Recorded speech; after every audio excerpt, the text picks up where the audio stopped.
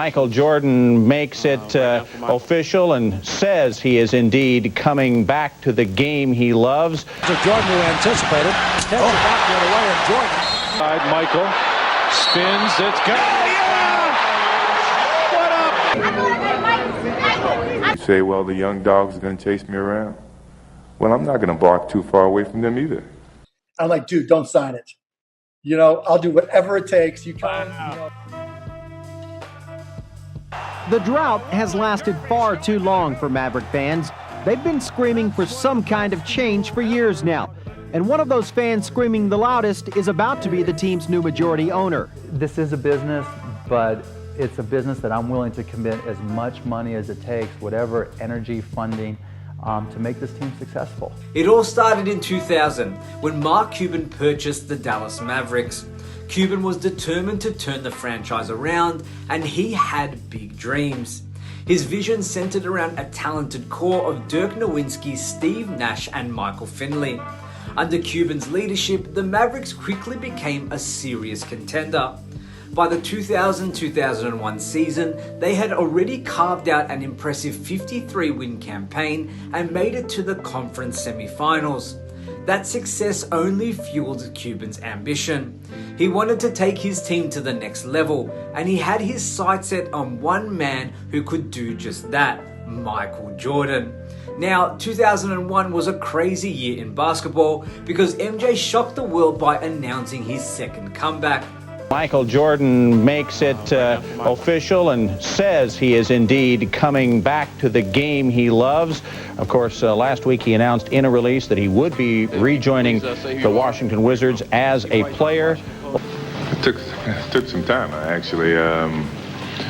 I guess I got the notion that as I got closer and listened to Mario, actually kick-started everything. I actually reminded him of putting me through this, but I really didn't get to the notion that I could play or would want to play until once the season was over and I started working out with some of the NBA players. I'm all about challenges and going out and trying to see if I can achieve something. At the end of the day, if I do it, great. If I don't, I can live with myself. I mean, I stopped reading, I stopped listening because everybody was so negative about what I was trying to do. Last I looked, if I read every newspaper about the negative things that I was trying to do, I swear I wouldn't living in America.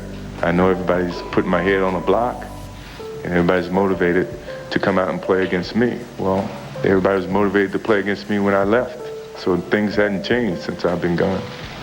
After retiring for the second time in 1998, Jordan had spent a few years away from the game, but the itch to compete brought him back. This time, he planned to play for the Washington Wizards, where he is already a part of the front office as a minority owner and president of basketball operations. But that didn't stop Mark Cuban from making a bold move. Cuban saw an opportunity and went for it. He met with Jordan and his agent, David Falk, in the hopes of convincing the GOAT to change his mind and come to Dallas instead. Cuban's pitch, you might ask? It was ambitious, to say the least. He promised Jordan everything: resources, a partnership, and a commitment to winning a championship. Cuban was ready to do whatever it took to bring MJ to the Mavericks, confident that Jordan on board, they'd be championship contenders instantly.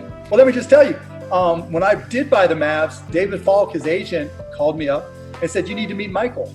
And so I went to David's office, and there was Michael with all the paperwork to be part of the Wizards right on the table. I'm like, dude, don't sign it. You know, I'll do whatever it takes. You come, give you partnership like these guys are doing, and we'll win. I'll spend whatever. He's like, Mark can't do it. I gave him my word. So to his credit, obviously it didn't happen, but I tried. But despite the tempting offer, MJ wouldn't budge. His loyalty to the Wizards and the promise he made to their franchise held him back. Jordan told Cuban, I can't do it. I gave them my word. True to his word, MJ stuck with Washington, and the deal with Cuban never materialized. So what if Jordan had taken Cuban's offer? It's one of those great NBA what-ifs.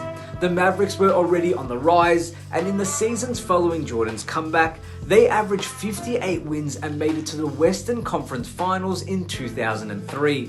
Now imagine what they could have accomplished with MJ in the mix. His leadership experience and scoring ability could have been the final piece that helped Dirk and the Mavericks get over the hump and win a title earlier.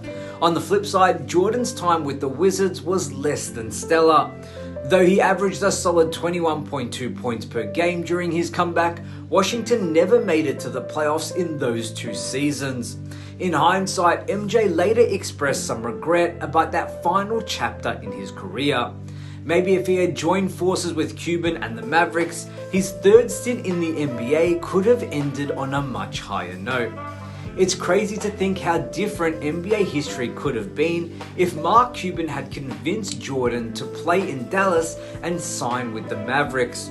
Would the Mavericks have won a title sooner? Could Jordan have added another championship to his already glowing resume and cement his legacy even further? Well, I guess we'll never know, but it's definitely one of the greatest what-ifs in basketball history. What do you guys think? Would Jordan have helped the Mavs win it all? Let me know in the comments below, and don't forget to like, share and subscribe for more upcoming videos and NBA content. My name is Damian Peters. As always, thank you so much for watching, and I will see you next time.